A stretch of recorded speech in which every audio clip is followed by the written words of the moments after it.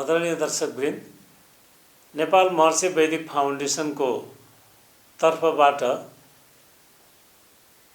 वैदिक ज्ञान विज्ञान भन्ने कार्यक्रमको तेस्रो श्रृङ्खलामा आज हामी यहाँहरूलाई हार्दिक स्वागत गर्न चाहन्छौँ। र महर्षि महेश योगीले विश्वव्यापी रूपमा वेद र वैदिक विज्ञानको बृहत अनुसन्धान गरी विज्ञ ठुला वैज्ञानिकहरूको सहकार्यमा संसारभरि वैदिक विज्ञानको माध्यमबाट विश्वलाई दिगो शान्ति र समृद्धिमा बदल्ने कार्यक्रम अगाडि सार्नु भएको छ र त्यसमा खास गरी 12 क्षेत्रमा उहाँको ध्यान आकृष्ट भएको छ। अहिले त्यसमध्येको एउटा प्रमुख क्षेत्र शैक्षिक क्षेत्र, जसलाई उहाँले चेतनामा आधारित शिक्षा भनेर एउटा टेक्नोलोजीको विकास गराउनु भएको छ वैज्ञानिकहरूको सहयोगमा, र लामो अध्ययन पछाडि त्यो लागू गरिएको छ। र सबभन्दा पहिले अमेरिकाको आयोवा भन्ने स्टेटमा एउटा वैदिक विश्वविद्यालय खडा गरियो, जसको नाम हो महर्षि इन्टरनेसनल युनिभर्सिटी। र त्यो संसारको पहिलो र एउटा मात्रै विश्वविद्यालय हो जहाँ अर्गानिक र भेजिटेरियन खाना खान पर्छ, जहाँ वास्तु सम्मत निर्माण भएका बिल्डिङहरूमा आवासमा बस्नुपर्छ, जहाँ ध्यान गरेर पढ्ने पढाउने व्यवस्था हुन्छ। र त्यो ठाउँबाट निक्लेका विद्यार्थीहरू आज संसारमा कहीँ बेरोजगारको लागि कसैको पछि लाग्नु परेको छैन। र ती विद्यार्थीहरू संसारका 100 भन्दा बढी देशहरूबाट पठन पाठनमा आउने गरेका छन् र 500 भन्दा बढी विद्यार्थीहरू त्यहाँबाट अहिले ग्रेजुएट भएर निक्लिने गरेका छन्। र यो विधा अस्ट्रेलिया, बेलायत, अमेरिका, थाइल्यान्ड, जापान, इभन चाइनाले अहिले प्रारम्भ गरिसकेको परिप्रेक्ष्यमा हामीले नेपालमा पनि यसलाई नेपाल महर्षि वैदिक फाउन्डेसनको माध्यमबाट प्रारम्भ गरेका छौँ।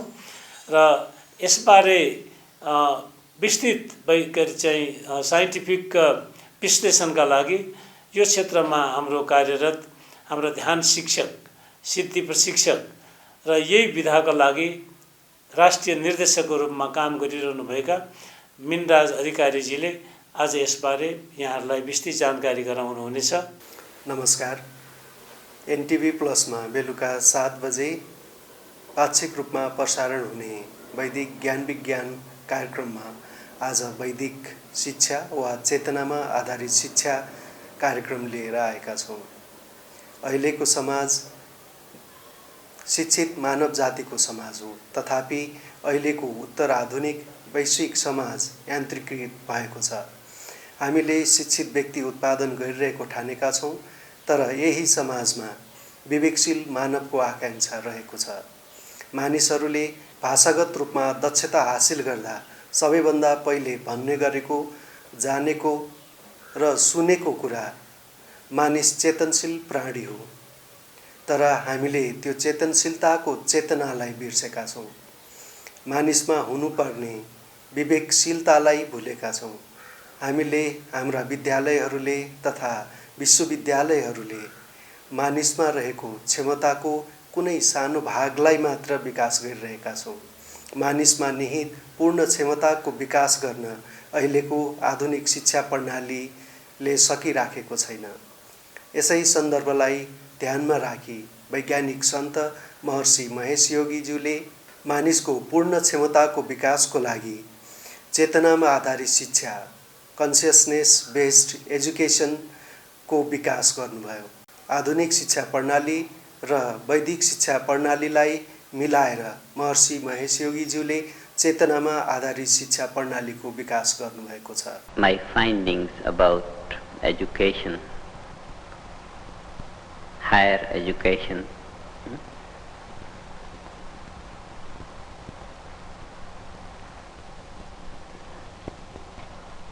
it is obvious education has been facing problems throughout decades, centuries. It has not been satisfactory. Something more was always needed. And the fact was that whatever has been the education and whatever it is today, it does not develop a full man. The quality of life that is expected in an educated man does not seem to develop through the present system of education. There is something missing somewhere. I heard Chancellor Boyer yesterday and Dr. Cross today made a beautiful survey of what the present education provides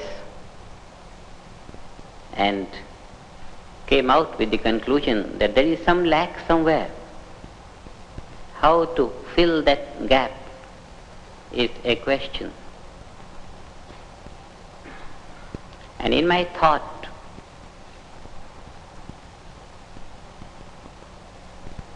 there is definitely something lacking in education. व्यक्तिको विकासको लागि शिक्षाको महत्त्वपूर्ण भूमिका रहेको हुन्छ। यसैगरी मानिसको पूर्ण विकासका लागि शिक्षा पनि पूर्ण हुनुपर्दछ। कुनै पनि मानिसले ज्ञान हासिल गर्दा 3 कम्पोनेन्ट अथवा 3 घटकको आवश्यकता हुन्छ। ती 3 हुन् ज्ञाता, ज्ञान र ज्ञेय अथवा नोअर, नोइङ र नोन। वर्तमानको शिक्षा प्रणालीले यी तीनै कम्पोनेन्टहरूको सन्तुलन बनाउन सकेको छैन। ज्ञेयलाई प्राथमिकता दिएको छ अथवा पाठ्य सामग्रीलाई जोड दिएको छ। धेरै पुस्तक छन्, धेरै पुस्तकालयहरू उपलब्ध छन्, अनलाइन लाइब्रेरीहरू छन्, सामग्रीको कमी छैन। यसले ज्ञान हासिल गर्नका लागि आवश्यक एउटा कम्पोनेन्टलाई मात्र पूरा गर्दछ। अर्को कम्पोनेन्ट नोइङ अथवा प्रोसेस अफ नोइङको बाटोमा पनि आधुनिक शिक्षा प्रणालीले केही सफलता हासिल गरेको छ। जस्तो कि विद्यार्थीहरूले कसरी सिक्न सक्दछन्, उनीहरूको ग्रहणशीलतालाई कसरी बढाउन सकिन्छ इत्यादि। तर ज्ञान हासिल गर्ने मुख्य तत्त्व ज्ञाता वा नोअरलाई आधुनिक शिक्षा प्रणालीमा कुनै पनि कोडबाट समेटिएको छैन, जुन सबैभन्दा महत्त्वपूर्ण कम्पोनेन्ट पनि हो। विद्यार्थीको जति क्षमता छ त्यति नै मात्र उसले ज्ञान हासिल गर्न सक्दछ। मनोवैज्ञानिकहरू तथा आधुनिक विज्ञानका अनुसार पनि मानिसले आफ्नो क्षमताको 5 देखि 10% मात्र क्षमताको उपयोग गरेको पाइन्छ। बाँकी 90 देखि 95% क्षमतालाई उपयोग गर्न सकिएको छैन। एउटा उदाहरणबाट यहाँहरूलाई प्रश्न पार्न चाहन्छु। यदि हामी पानीको असीमित स्रोतमा पानी लिनको लागि गयौँ र हामीसँग एउटा कचौरा मात्र छ भने हामीले त्यो अथाह पानीको स्रोतबाट मात्र 1 कचौरा पानी लिएर आउन सक्दछौँ। हामीले त्यो असीमित स्रोतको सही उपयोग गर्न सक्दैनौँ। तर यदि हामीले राम्रो प्रविधिको उपयोग गर्यौँ र त्यसलाई प्रयोग गर्न सक्यौँ भने हामीलाई नियमित रूपमा पानीको त्यो स्रोतबाट पानी उपलब्ध भइरहन्छ। त्यसैले हाम्रो शिक्षा पनि यस्तो हुनु पर्यो जसले हामीभित्र रहेको असीमित क्षमतालाई प्रस्फुटन गर्न सकोस्।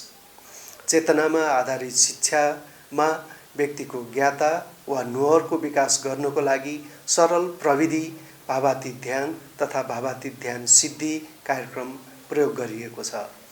भावातीत ध्यान सिक्न र अभ्यास गर्न अत्यन्त सरल छ, सहज छ। अब केही वैज्ञानिक अनुसन्धानहरूका परिणामहरू हेरौँ, जसले विद्यार्थी तथा शिक्षकहरूको मानसिक क्षमताको विकास गर्दछ। यहाँ देखाइराखिएको चार्टमा विद्यार्थीको आइक्यू लेभल बढेको कुरा देखाइएको छ। जस्तो यहाँहरूले देख्न सक्नुहुन्छ, 1985 मा 2 वटा समूह, एउटा कन्ट्रोल ग्रुप र अर्को भावातीत ध्यान गर्ने समूहको आइक्यू लेभल हेर्दाखेरि बराबर जस्तै नै देखिन्छ। तर 2 वर्षपछि 1987 मा ती नै विद्यार्थीहरूमा गरिएको परीक्षणले के देखायो भने जसले भावातीत ध्यानको अभ्यास गर्दछन् ती विद्यार्थीहरूको आइक्यू लेभल धेरै नै बढेर गएको देखियो र कन्ट्रोल ग्रुपको आइक्यू लेभल भनेको 2 वर्ष पहिले जस्तो थियो त्यस्तै नै देखिन्छ। यसैगरी विद्यार्थीहरूको बुद्धिमत्तालाई परीक्षण गरिएको छ।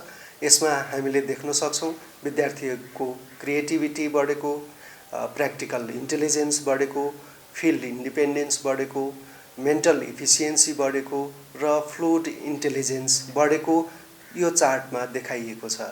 यसले के देखाउँदछ भने विद्यार्थीको सम्पूर्ण क्षेत्र, बुद्धिमत्ताको सम्पूर्ण क्षेत्रलाई भावातीत ध्यान तथा भावातीत ध्यान सिद्धिको अभ्यास गर्दाखेरि फाइदा पुग्दो रहेछ र बढ्दो रहेछ।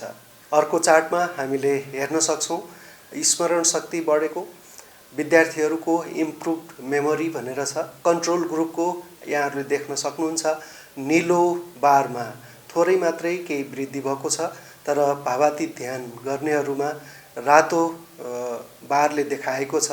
यहाँहरूले हेर्न सक्नुहुन्छ विद्यार्थीहरूको स्मरण शक्तिमा पनि भावातीत ध्यानले धेरै नै प्रभाव पार्दछ र उनीहरूको स्मरण शक्ति बढ्न जान्छ। यो चार्टमा विद्यार्थीहरूको एकाडेमिक पर्फर्मेन्स बढेको देखिएको छ। भावातीत ध्यान गर्नुभन्दा पहिलेको उनीहरूको पर्फर्मेन्सलाई नीलो बारले देखाइएको छ र भावातीत ध्यान गरिसकेपछि उनीहरूको एकाडेमिक पर्फर्मेन्सलाई रातो बारले देखाइएको छ। यसबाट पनि हामीले थाहा पाउन सक्छौं भावातीत ध्यान अथवा चेतनामा आधारित शिक्षाको महत्त्वपूर्ण कम्पोनेन्ट अथवा महत्त्वपूर्ण घटक नोअरलाई विकास गर्ने यो आधुनिक प्रविधि र सरल प्रविधि भावातीत ध्यानले कसरी विद्यार्थीहरूको एकाडेमिक पर्फर्मेन्सलाई वृद्धि गर्न सक्दछ। अर्को चार्टमा यहाँहरूले यहाँ देख्न सक्नुहुन्छ इन्टिग्रेसन अफ ब्रेन फङ्सनिङ, जस्तो इजी कोहेरेन्स भनेर यसमा देखाइएको छ। इलेक्ट्रोइन्सेफ्लोग्राफले हाम्रो मस्तिष्कको चारवटा भागको वेभलाई मापन गर्दाखेरि यसले के देखाउँदछ भने हाम्रो चारवटै भागको सहसम्बद्धता अथवा कोहेरेन्स राम्रो देखिन्छ। यसले इजी कोहेरेन्स बढ्दै जाँदाखेरि के देखाउँछ भने विद्यार्थीमा अथवा प्रत्येक व्यक्तिमा क्रिएटिभिटी बढ्छ, सृजनशीलता बढ्छ, कन्सेप्ट लर्निङ बढेको छ। त्यसैगरी मोरल रिजनिङ, आइक्यू बढेको हामीले देख्न सक्छौं, एकाडेमिक पर्फर्मेन्स बढेको देख्न सक्छौं। त्यसैगरी न्युरोलोजिकल इफिसियन्सी बढ्छ। त्यसैगरी यहाँ देखाइएको छ ट्रान्सेन्डेन्टल कन्सियसनेस भनेर, यो भनेको भावातीत चेतनाको विकास भएको पनि यसबाट हामीले देख्न सक्छौं। हामीले यस चार्टमा देख्न सक्दछौं यो कुनै एकजना व्यक्तिको मस्तिष्कको फोटो खिचिएको हो। यसमा भावातीत ध्यान गर्नुभन्दा पहिलेको मस्तिष्कलाई हामीले हेर्यौं भने नीलो भाग धेरै कम छ र पहेँलो भाग धेरै ज्यादा नै देखिन्छ। त्यो नीलो भागले के देखाउँदछ भने हामीले हाम्रो शरीरमा कुनै एउटा गतिविधि गर्दाखेरि हाम्रो मस्तिष्कका सेलहरू अथवा कोषहरू कति एक्टिभ छन् अथवा कति सञ्चालित छन् भनेर देखाउँछ। यसले के देखाउँछ भने भावातीत ध्यान गर्नुभन्दा पहिले हाम्रो मस्तिष्कको सेलहरू कम मात्रै उपयोग भएको थियो। त्यो पहेँलो भाग जुन देखिराख्नु भएको छ यसले के देखाउँछ भने हाम्रो मस्तिष्कमा रहेका कोषहरू इनेक्टिभ कोषहरू धेरै छन्। त्यहाँ छन त छ तर प्रयोग गरिएको छैन। यस्तै अर्को चित्रमा यहाँहरूले देख्न सक्नुहुन्छ भावातीत ध्यान गरिसकेपछि अथवा सिकिसकेपछि त्यो व्यक्तिको एक्टिभ सेलहरूको संख्या बढ्दै गएको छ, किनभने त्यहाँ नीलो भाग बढ्दै गएको छ र इनेक्टिभ सेलहरू कम भएको छ, पहेँलो भाग कम हुँदै गएको छ। यसले पनि के देखाउँछ भने हामीले प्रत्येक व्यक्तिमा रहेको जुन प्रयोग नभएको क्षमता छ 90 देखि 95% प्रयोग नभएको क्षमतालाई भावातीत ध्यान अथवा भावातीत ध्यान सिद्धि दुवैको अभ्यास गर्नाले त्यो प्रयोग नभएको क्षेत्र अथवा प्रयोग नभएको हाम्रो मस्तिष्कको भागलाई पनि हामीले उपयोगमा ल्याउन सक्दछौँ। अहिलेको यो चार्टले हाम्रो चेतनामा आधारित शिक्षा कार्यक्रमको ओभरभ्यू देखाउँदछ। यो प्रणालीले कसरी काम गर्छ भनेर यहाँहरूले देख्न सक्नुहुन्छ।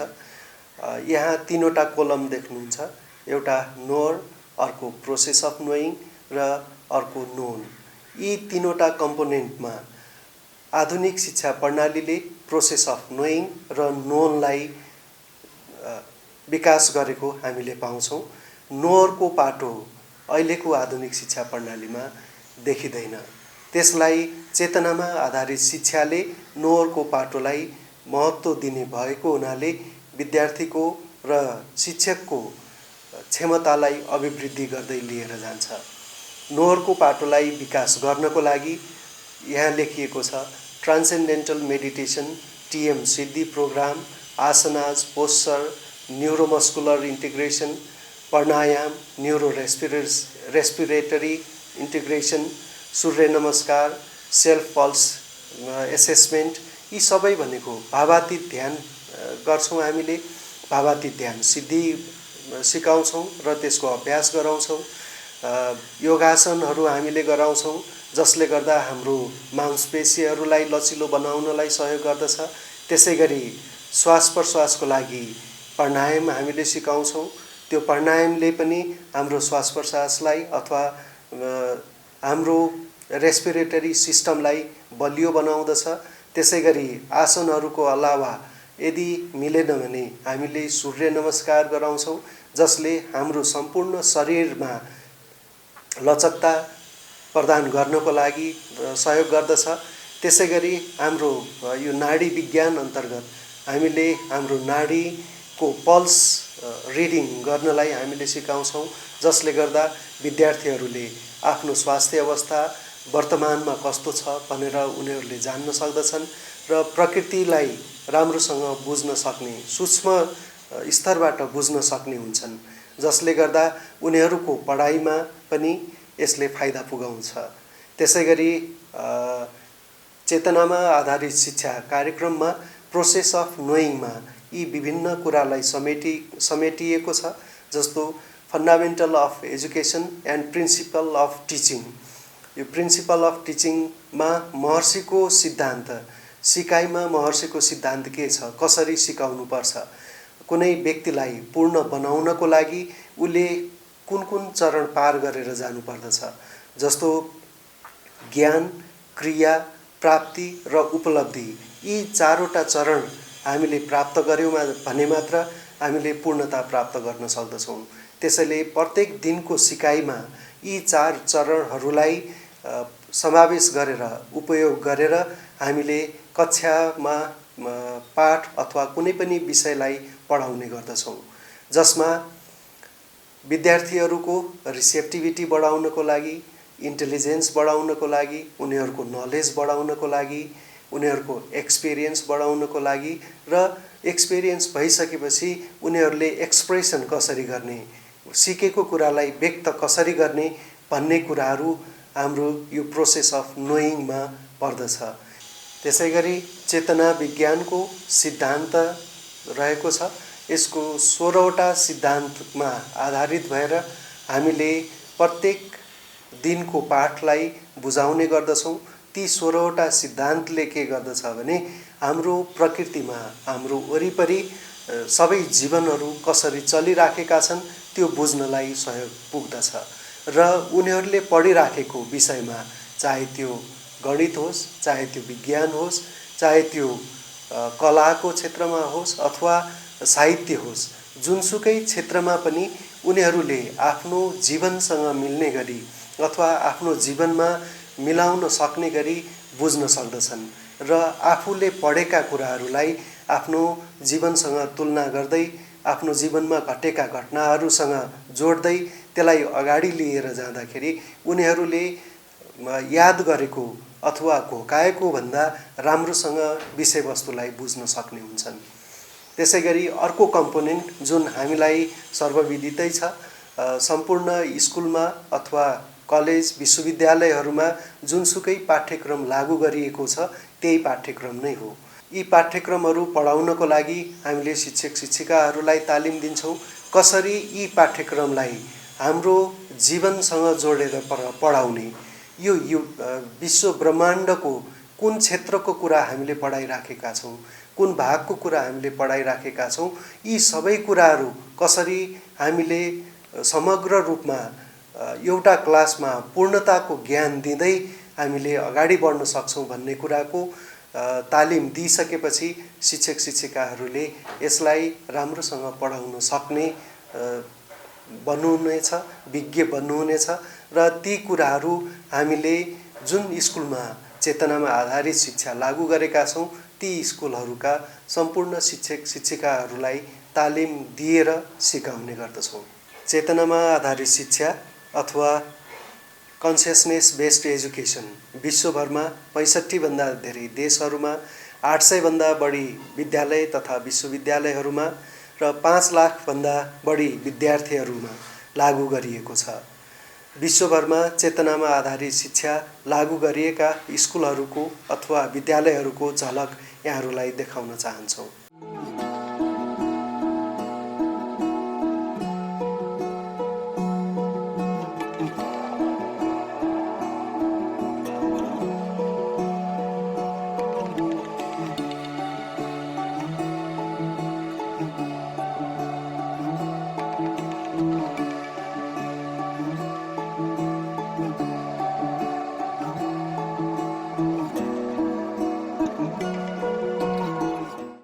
छोटो समयमा यहाँहरूलाई चेतनामा आधारित शिक्षाको बारेमा केही जानकारी दिने प्रयास गर्यौँ।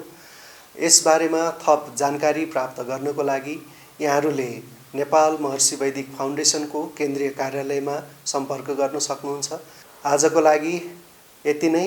ज्ञानम चेतनायाम निहितम। नमस्कार। आदरणीय दर्शकवृन्द, यहाँहरूले चेतनामा आधारित शिक्षाको विश्लेषण सुन्नुभयो र यसलाई वैदिक शिक्षा पनि भनेर भनिन्छ। महर्षि महेश योगीजीले विज्ञ वैज्ञानिकहरूको सहकार्यमा एउटा यस्तो टेक्नोलोजीको विकास गर्नुभयो जुन टेक्नोलोजी अन्तर्गत पढेका निक्लेका विद्यार्थीहरूले बेरोजगारको समस्या बिहोर्नु परेको छैन र उहाँहरूलाई आफ्नो जीवनको व्यवस्थापनको लागि, समाजको व्यवस्थापनको लागि उहाँहरूले कहीँ त्यस्तो अप्ठ्यारोमा पर्नु परेको छैन। र आज अमेरिकामा मैले अघि भने महर्षि इन्टरनेसनल युनिभर्सिटीबाट निक्लेका विद्यार्थीहरूलाई, पढ्दै गरेका विद्यार्थीहरूलाई अमेरिकाका मल्टिनेसनल कम्पनीहरूले पहिला नै मेरो कम्पनीमा आऊ भनेर बुक गर्ने गरेका छन्। त्यसकारणले हामीले पनि नेपालमा यो शिक्षालाई लागू गर्नुपर्छ भन्ने जमर्को गऱ्यौँ र सैनिक आवासीय विद्यालयमा प्रारम्भ गरेका छौँ। त्यसै गरेर तिलिङ्गाटार माध्यमिक विद्यालयमा यसको प्रारम्भ गरेका छौँ र दाङको ज्योतिषमती निजी विद्यालयमा प्रारम्भ गरेका छौँ र यहाँहरूलाई समय मिल्यो भने त्यहाँ गएर अध्ययन गर्न पनि सक्नुहुनेछ।